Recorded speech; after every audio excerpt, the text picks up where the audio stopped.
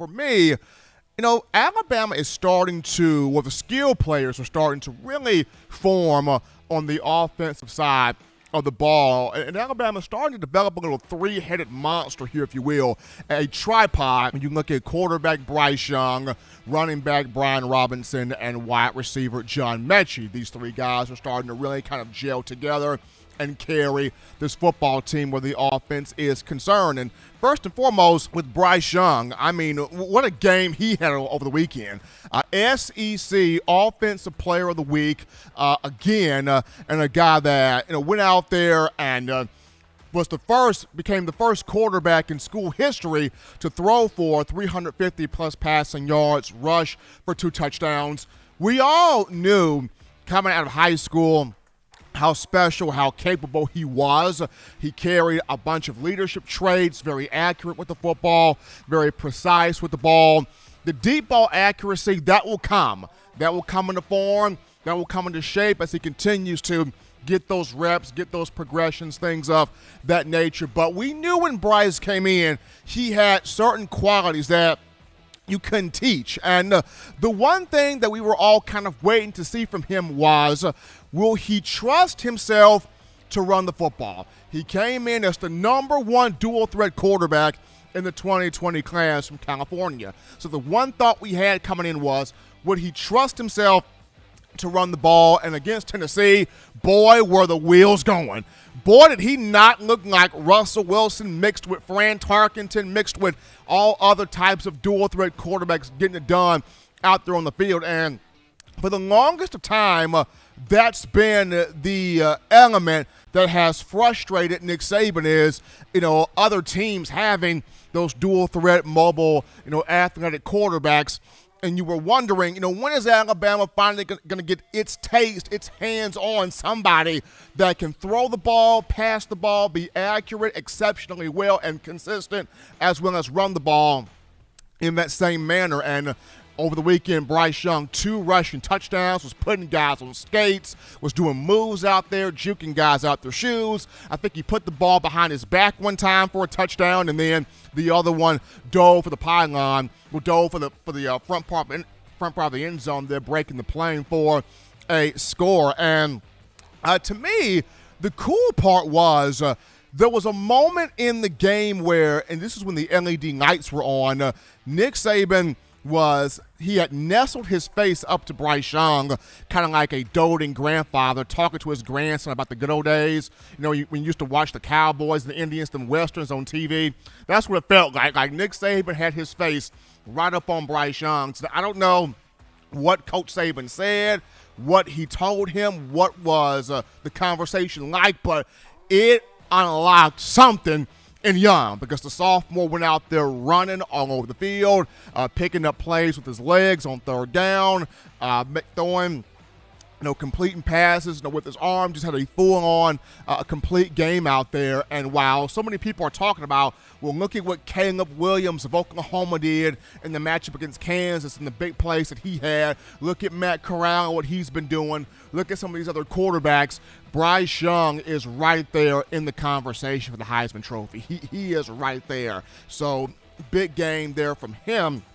But as we look at now the second part of this tripod, Brian Robinson at running back. And B-Rob has now entered the domain, the category of Mark Ingram, Trent Richardson, Derrick Henry, Najee Harris, among others, in terms of being a complete, all-around, full package, premium featured running back. And the question coming into the season was, B-Rob's good. He's solid. He's good. He's a good number 2, but would he ever be enough to be the number 1 guy? Would he ever be enough to be the primary guy? Is he good enough to carry the load?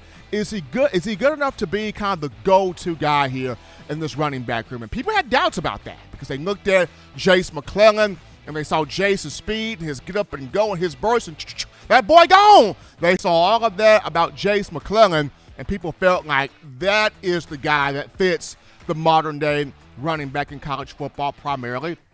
at Alabama. And then you had some that felt like, no, not necessarily Jace, but Trey Sanders, right? Trey Sanders, 5-star. Trey Sanders, big-time prospect. Trey Sanders, big-time high school product. He's the most natural with the ball in his hands at that position. So people felt like if not Jace, then Trey Sanders. And you even had some people that felt like Brian Robinson would go to the transfer portal and leave the program. But despite the doubters, he stayed the course, he stayed put, and look at the season this young man has had.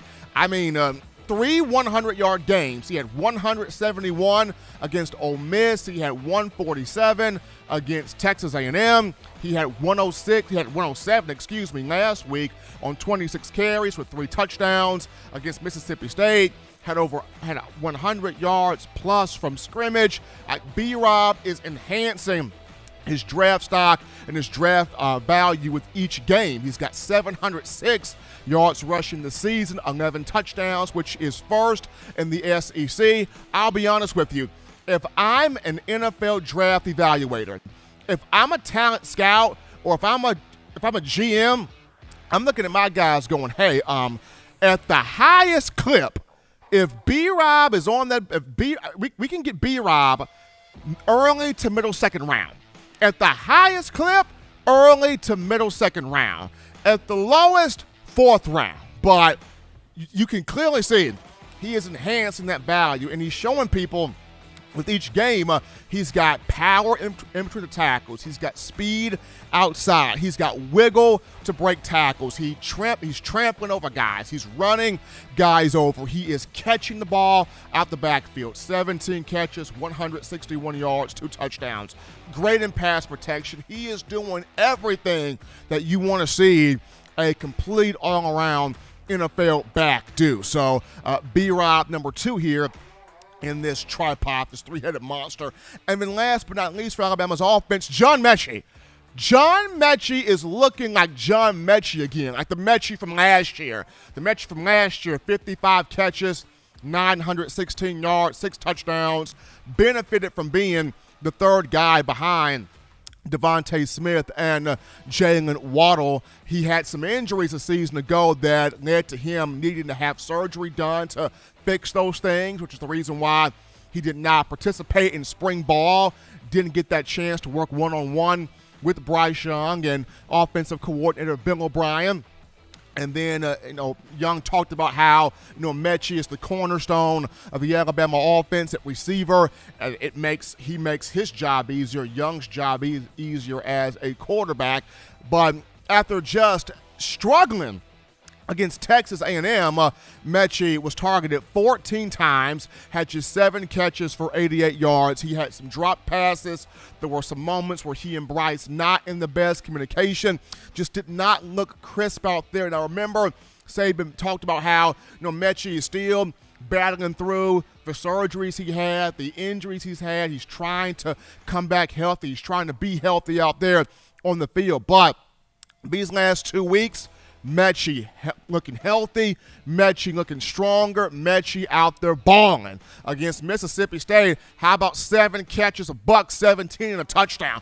That's the Metchi that we've grown so used to seeing going back to last year. If you look at last week, the brother was targeted 13 times, 11 catches for 126 and 2 touchdowns. Working back to Bryce Young, making those catches, making those plays, showing you that he hasn't lost a step, showing you that he can be reliable and dependable on the field. And the good thing about this is, when you have a healthy John Metchi and when you have a Metchi that is locked in, this makes the wide receiver room that much more dangerous because Metchi's already given you, he can go inside, he can go outside, he can give you the slant, the post pattern, the drag route, the bubble screen. He can give you a little bit of everything in his route running. And then you have Jamison Williams, who's kind of your deep threat, take the top off the defense, big play wide receiver. And now with Trayshawn Holden also growing in his role as the number 3 guy, a healthy John Metchi just brings so much more to your offense, such an important dynamic to that side of the ball. But 3-headed figure going here, folks. I mean, Bryce Young having a strong season right there in the Heisman conversation. Brian Robinson, for a while, folks were saying he's good, but is he that dude? He's good, but is he Derrick Henry good? Is he Najee Harris good? Is he Trent Richardson good? Is he Mark Ingram good? Can he be that guy to carry that load and pay the toll at that running back position? B-Rob closing in on his first 1,000-yard season and closing in on being the 12th 1,000-yard rusher of the Saban era, so he's answering that question. And then last but not least, John Metchi, after having some struggles there against Texas A&M the last 2 weeks, looks like himself, playing well, looking healthy, balling out, bringing that leadership mentality to his position group.